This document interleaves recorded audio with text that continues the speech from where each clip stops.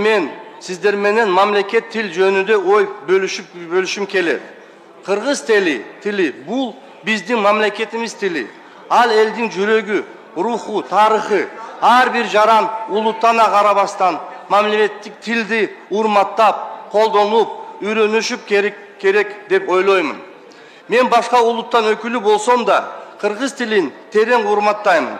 Бул тил аркылуу мен кыргыз элинин салтын, маданияттын жана тарыхын үйрөнүп келем. Кыргыз тили бул беримдик тили. Кыргыз тили бизди бириктирип турат. Мамлекеттин тили урматтоо бул мекенди урматтоо дегенди билдирет.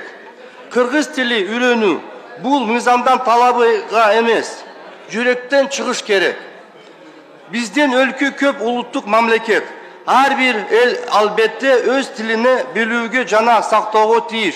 Өкмөткө чын дилибиз менен ыраазычылык билдиребиз. Бүт шарт түзүлүп атат. Бирок Кыргызстанда жашап, бир мамлекетти жараны болгон соң, мамлекеттик тилди билүү ар бирибиздин ыйык милдетибиз деп эсептеймин.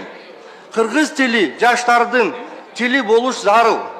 Бул тилде мугалим сабак берет, ата-эне баласына тарбиялат, жетекчиси элге кайрылат.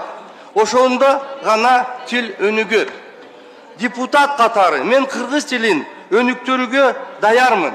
Ар бир бул ишке салам кошубуз керек. Анткени кыргыз тили бул келечекке жол ачылат.